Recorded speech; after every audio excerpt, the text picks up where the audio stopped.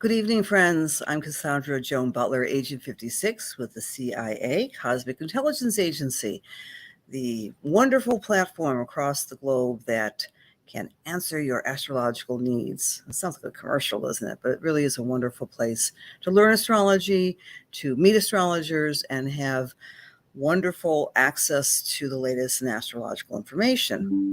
And, it says I'm on. And I'm an astrologer from Buffalo that's been doing this wonderful work for many decades. And I'm very honored and happy to see you here tonight, this morning, or wherever you may be.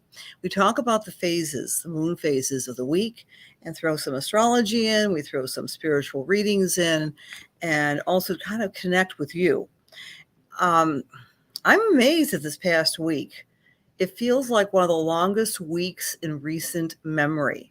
It feels like a lot of stuff got jammed in, a lot of emotions, both with my clients, the people around me, my friends, my family.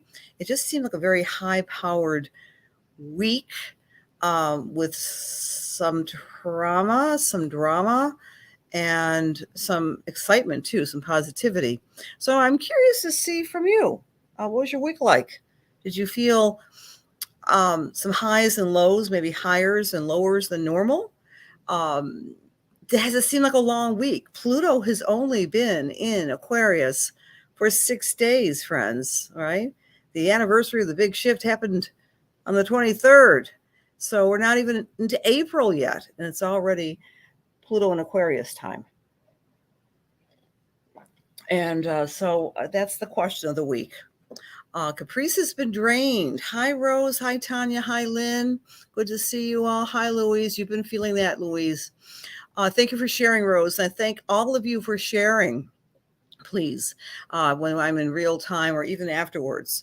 I know I've been coming to find out that many people watch this when it's more convenient for them.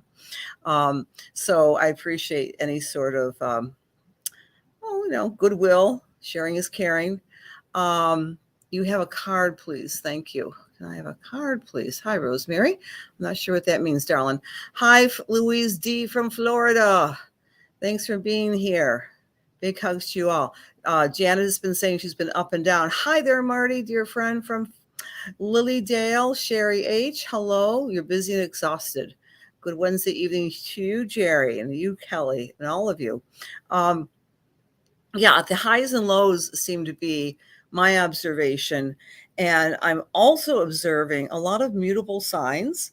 That's specifically the Pisces have seemingly had a little bit more drama and trauma, because that's also the Saturn ingress into the sign of Pisces. I don't know, this is very anecdotal. It's not real research, but it just comes to see over and over and over my observation that this astrology has a story, a narrative to tell. And so this part of our narrative, starting yesterday until the full moon, which is going to be on Thursday, the 6th, we are in the building stage. We are in the first quarter square of our cycle. And that means we're going to put our the metal to the pedal. No, the pedal to the metal. You know what I'm saying? We're going to be forcing things to happen and getting things accomplished. And if you've been a little bit on the dreamy side and, I've got to do this and that, you may have been feeling a shift today, a little bit yesterday, of really getting very focused on all the things you have to do, and doing them with the confidence and the faith that they'll get done. I mean, that's half the battle, right? You got to believe to make your achieving happen. So that's the focus between now and the 6th of April. 6th of April, of course, is Holy Week. It's Passover week. And that's the week that's always determined by the new moon, which we had on the 21st of March in the sign of Aries. So this is a combination of forceful Aries energy, and then we get to see in the dark on the 6th, when we had that beautiful full moon. And I know many of you have been sharing great pictures on Facebook and elsewhere of the lineup of the celestial wonders in the sky, myself included. Okay. So Sherry's been having some junk and some upsetting with the legal stuff. Hi, Tim. Good evening. Very irritable and tired. That makes sense, Anne Marie. Yeah. And of course, it's snowing. And so the weather is even up and down where you are hearing me live from Buffalo, New York. And yes, we've had a sprinkling of snow and a lot of wind too. So that kind of adds to that um, shaky juxtaposition between highs and lows. But at least think of this. We're heading towards that full moon. I think we'll have a lot of changes then. So let's take a look at some of the stories that are uppermost in our minds. And hello, Diego. Thank you for coming in from Brazil. Appreciate it. Hi, Lucy. Again, this is Cassandra Joan Butler, and I'm Agent 56 from the Cosmic Intelligence Agency. And friends, I left their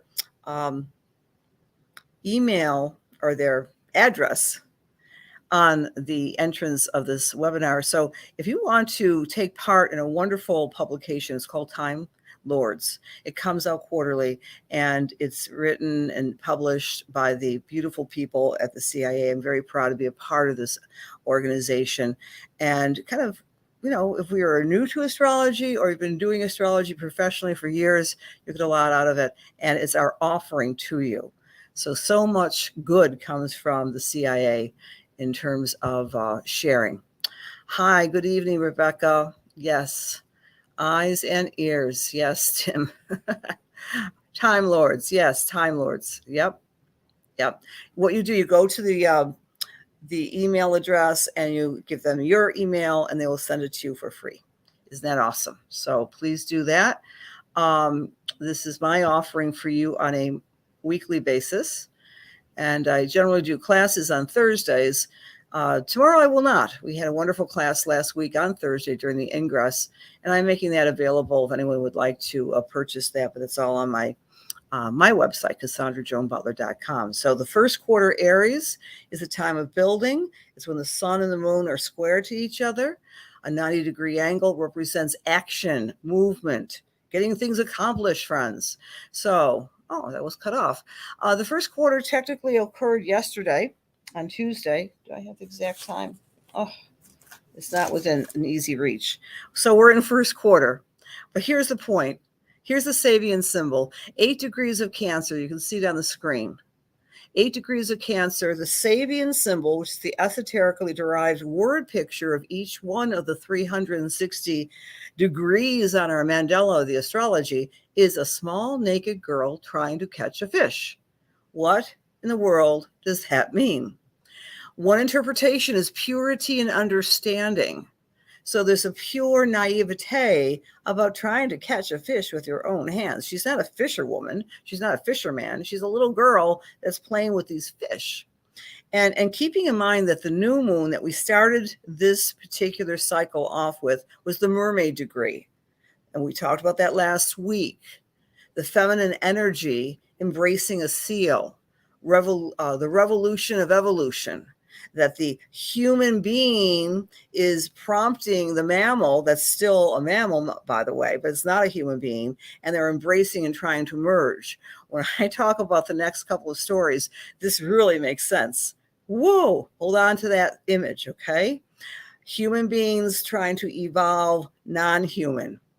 So that's part of the punchline of our talking tonight.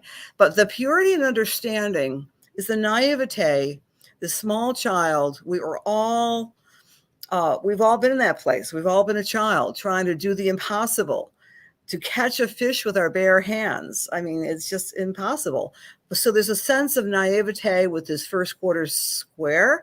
It's the idea, what can I do? I'm going to achieve mountains. I'm going to do whatever I can do no matter what.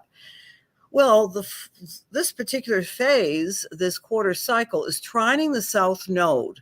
The South Node, my friends, is about endings. The South Node is about letting go of the negativity of the Scorpio energy. Remember, Scorpio can be negative, like all the signs can, and some of the negative repercussions of Scorpio energy is following, not inclusive, but Scorpio can be very controlling. Scorpio can be very domineering, very bossy. The Scorpio energy can be fixated and focused on something and not let it go. They're not really good at releasing. Remember what the body part of Scorpio is. It's the colon. So that's a negative sign of the Scorpio energy, is holding on to things that are not user-friendly. So this phase of the moon is trying that. I think it's reminding us to let go of the past and forming a future with the trine to Saturn. So it's a grand trine, a grand trine. A grand trine represents attracting new emotional principles because it's in the sign of Cancer. I think this time, from Tuesday until next week, we're all trying to focus on new strategies to use our emotions in new ways and releasing the negative emotions, the fixation. So we also have, speaking of emotions, Mars conjunct the moon. So that represents a lot of domestic, impulsive, compulsive feelings rising to the surface. Anyone feeling that? Anyone being a witness to that in their families? Where someone is just feeling maybe irrationally emotionally upset. Mars shakes things up. And the moon, of course, is feelings and security. So we're not really feeling safe with this. At the same time, Black Moon Lilith is next to Jupiter and next to Mercury. All right, so what does that mean? Black Moon Lilith is the feisty, fearless feminist that's always shaking things up. And Jupiter is faith, and Mercury is words and communications. Hold on to your hats, because when we talk about one of the big stories, that comes into play as well. And Black Moon Lilith is opposite Pluto. It's shaking up the status quo. Again, Pluto in Aquarius isn't even a week old. We're going to be experiencing this energy for 21 years, friends, starting last Thursday. Isn't that amazing? So a lot of emotion, a lot of up and down. And you can even visually see all of this Aries energy congealing in the sky. And it's like action, action, action. Okay. So I think across the world, not just in the United States, our hearts, our prayers, our love are directed to Nashville, Tennessee. And the people affected, the families, including the families of the shooter, right, Audrey Hale, and the loss of 6 lives. It's almost a disgusting deja vu that makes us angry and turns our head, and we just can't figure this out. Gun violence in the schools. And so, as I do, I got this individual's birthday. I don't know her birth time, but I thought it would be of interest to you to take a look at her chart. Their chart. I'm going to respect her. I did it again. The person, and by the way, in the mainstream news, it was very interesting. I used to be in news, and there was no reference to the gender of this individual. The person's name, Audrey Hale. Reports of this moment say, yes, indeed, she was born biologically female, and she was transitioning and identifying as a male. But take a look at her chart. Charts can never tell things as horrific as a murderer or as horrific as any sort of violent criminal. But it can hold some clues as to what was going on in this individual's persona before this took place. Keeping in mind, Audrey Hale celebrated her birthday 3 days before the shooting spree. And reports say that she had I'm sorry, I did it again, but you know what? Just we don't have all night for me to correct myself.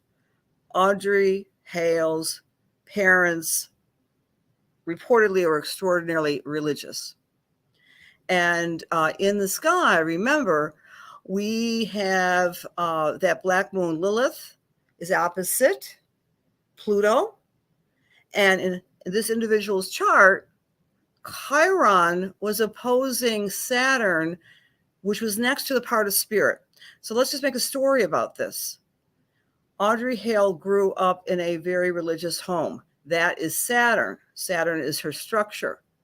Saturn is exactly next the part of spirit that would indicate a religious home. And there's a lot of reports that she was targeting this school that she had gone to. And there were reports that on her agenda, there may have been shooting of the family itself. A lot of rage. And I think what's extraordinary about this story, other than the fact that it's horrific and it's evil and people died, this individual does not fit the mold of the male shooter. Interesting. This individual has an Aries moon, and the Aries moon is making numerous aspects in square formation to Vesta, which of course is a religious entity within our charts. I could go on and on. This individual was born under a quarter cycle moon as well. And the Capricorn moon's ruler is very much in focus next to the part of spirit and opposite Chiron, a wounding. There's a lot here. We could do a whole workshop on these types of horrific crimes to understand what was going on. But keep this in mind. Reportedly, Audrey Hale's family knew that she was in transition. They refused to acknowledge this, and her birthday came right before this event. This is the other story I want to talk about, which really focuses on this particular phase and on the new 20-year cycle, friends. This just came out today. Have you heard about this one? This is fascinating. All the tech giants are signing a letter calling for a 6-month ban on creating research or implementing new powerful AI. What? What is this about? We got this runaway train called AI.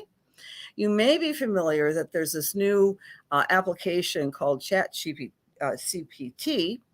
and that is a device that the AI is so brilliantly, impossibly brilliant, that you can tell it and direct it to write an essay, for example, on astrology.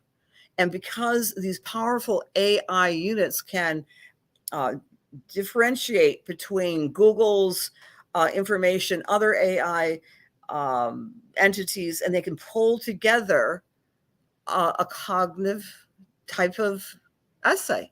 They know how to, the AI has this at the application. Well, in any case, this is frightening the actual manufacturers and inventors of this technology. Elon Musk is heading up the signing, and so is Steve Wozniak, who, of course, was the co-founder of Apple.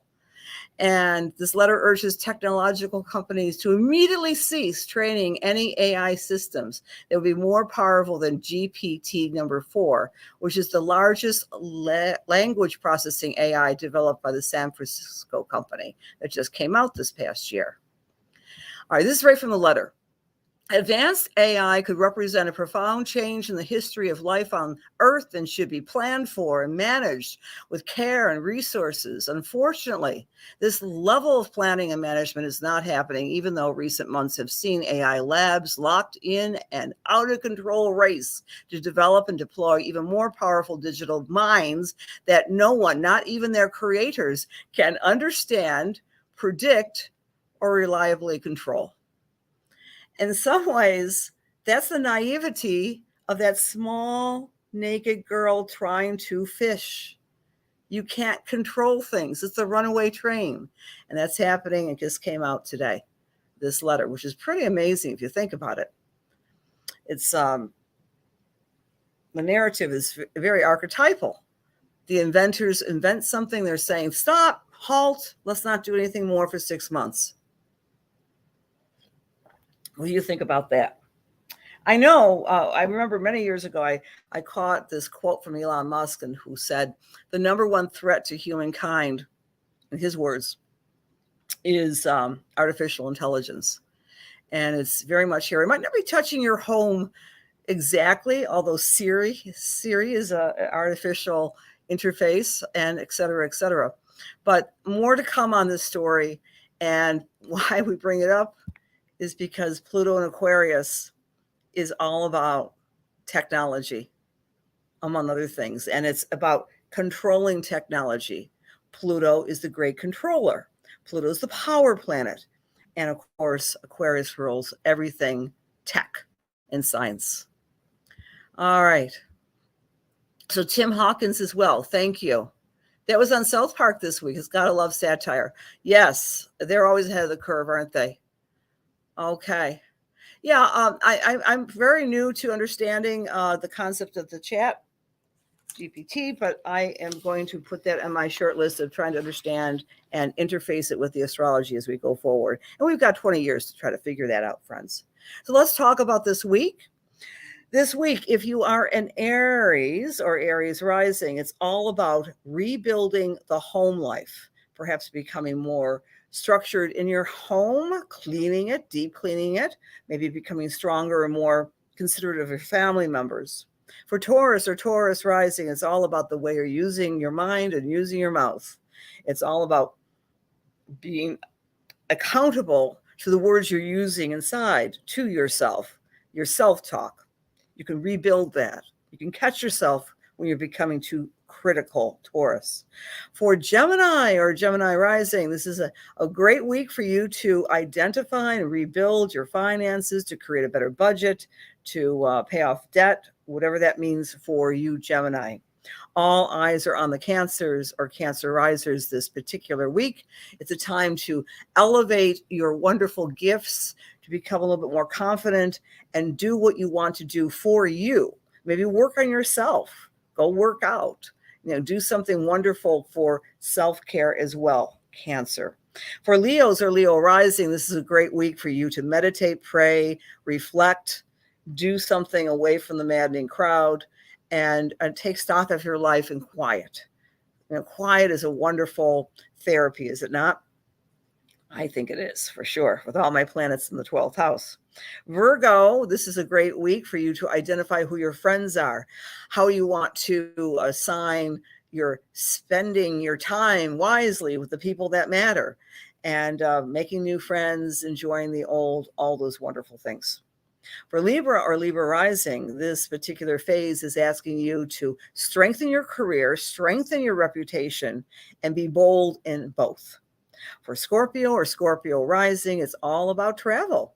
If you can get away this week, all the better for you, Scorpio or Scorpio rising, because you're wanting to expand your locus of operation or take a class. That's another way of expanding.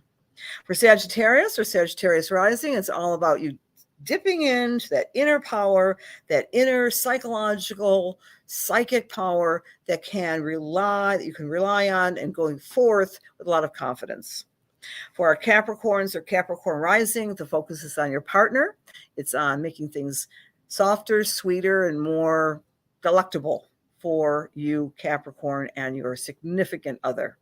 For Aquarius, it's all about the work. It's all about working out. It's all about health, exercise, nutrition, and self-care.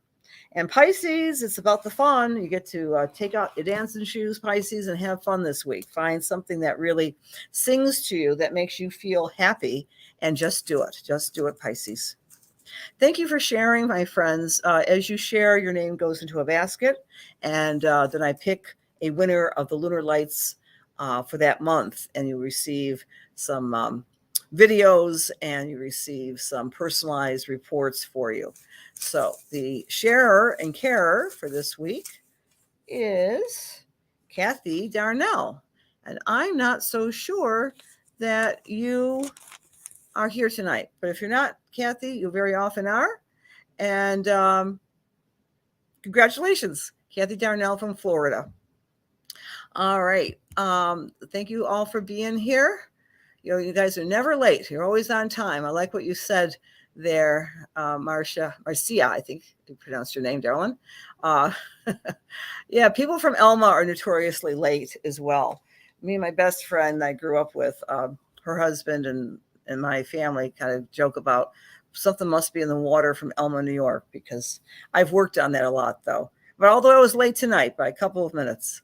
So let's kind of turn the tables a little bit and do a little spiritual mediumship. And how we do this, if you're new to this, just sit back. I select 2 people randomly, and I always say I turn on my right brain and give a little bit of a reading. So, dear God, please allow me to serve. Allow my words be filled with love and light, truth, inspiration, and healing for the highest and best as we align ourselves with the Holy Spirit. And my finger is at Marcia Hoagland. Would you like a reading, Marcia?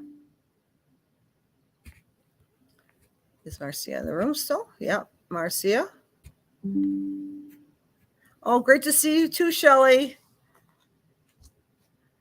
All right, Marcia, as I'm tuning into your energy, darling, the first thing I'm tuning into with you, I'm getting a stream, I'm getting a creek, and I'm getting stones along that stream and that creek. I don't know if you live near one.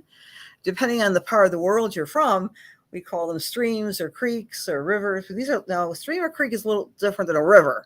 I'm getting a stream or a creek. I don't know if you're in the Western New York area, but in Western New York, we have lots of streams and creeks, and we've got, they're very rocky at times. And I'm in this creek, I'm walking by this creek, and I'm a child, that's you. And I'm feeling the energy of the water and the rocks. And that is coming in from someone who would take you there. And I believe this is a grandfather energy for you to connect with that particular environment. And when you have the opportunity, you like to go near this. It's very wooded. It's very, very rural and very mystical, this particular body of water. Does that make sense? Does that make sense? Okay. You can give me a response or not. That's okay, darling. The reason why you're getting this message from this grandfather energy is because you have successfully learned how to go with the flow. And whether you have, by mastering that, that means that you're sitting at the shoreline of your life and things are constantly moving, but you're not being drifted away, you're not being overwhelmed, that you have a successful mastery of your emotions, and you know that the water will keep on flowing. I'm being very philosophical with you, Marcia. But as I'm stepping into your energy, I think you're teaching people around you that theme, kind of like being in the now. Eckhart Tolle's idea of being in the now and watching the water flow, that you are a testament to that, because you're trying vigorously not to be carried away with the emotions around you in your family or in your environment or with your job. That people are like this, and Marcia is like, come on, we're just going to go with the flow. So that's the number one message I have for you. I'm also getting a big circle around the eclipse of April 20th. If you know your chart, identify areas where it falls in your chart, because you're going to be doing some landmark new beginnings with your teaching and with your sharing with others. I hope that makes sense. Okay. Thank you. A big shout out to my cousin Shelley. Hello, Dawn and Rose and Lawrence. Eileen, thank you for sharing, dear. Mary Grace, nice to see you. Great to see you too, John. I know you've got some Marys in you. Hi, Chastity. Hi, Susie. Sue D.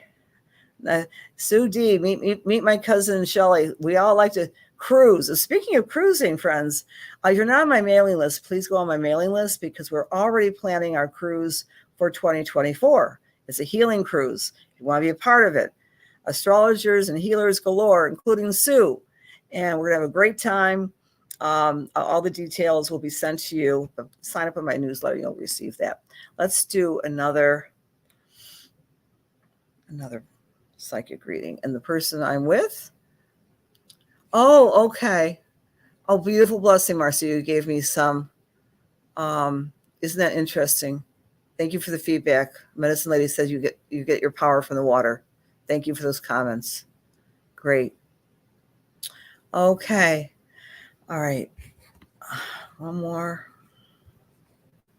All right. And I'm with Erica D. Would you like a reading, honey? Erica D. All right, Erica D, as I'm tuning into your energy, I'm seeing a systematic study, and I believe it is of astrology. I just feel that you are very systematic in the way you're studying. You're learning medieval, you're learning different techniques, and you're very organized with your papers and your handouts and so forth. And Spirit is communicating to me that you look to where your Virgo falls, because you're a little bit of a perfectionist. There's nothing wrong with being a lot of Virgo planets. I know I have some, because you've been a little hesitant about sharing your astrological wisdom with others.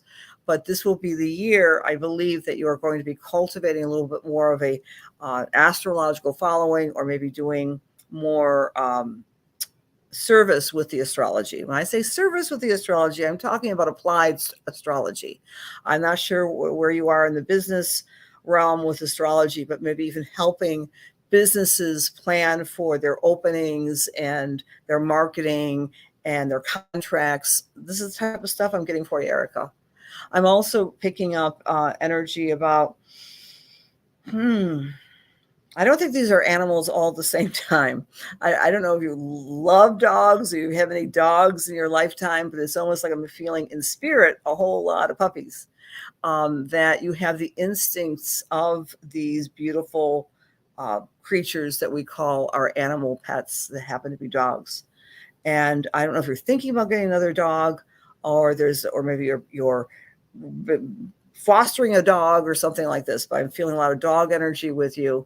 And in the next few months, you're going to be pursuing the astrology, and also having fun with the instinct of freedom and doing some more traveling as well. So I hope that makes sense. Okay. All right. Does that make sense, dear Erica? You can give me some feedback if you'd like. And I love Donna's comments, because sometimes when I do, or anyone in a platform setting does mediumship for people, someone will say, well, that sounds like for me. And sometimes that's the way spirit is communicated as well. You're very welcome, Erica. So, dear friends, I'd love to give you all a reading, but we're at time right now. And we'll be back next. I will be back, and I hope you'll be back next Wednesday. Use this time between now and next week to really rebuild and make a statement to yourself that you can accomplish those goals that you were thinking about last week around the Tuesday, the 21st, because we set the intention and then we work the work. And then by the full moon of April 6th, we see how far we've come, and then we can make adjustments and go forward. So have a blessed week. Enjoy the weather, no matter where you may be on this planet. The snow will melt, Buffalo. I know it will, sooner or later. We have Easter coming, and my daffodils are just perking up right now. So God bless, and we'll see you next Wednesday. Thank you.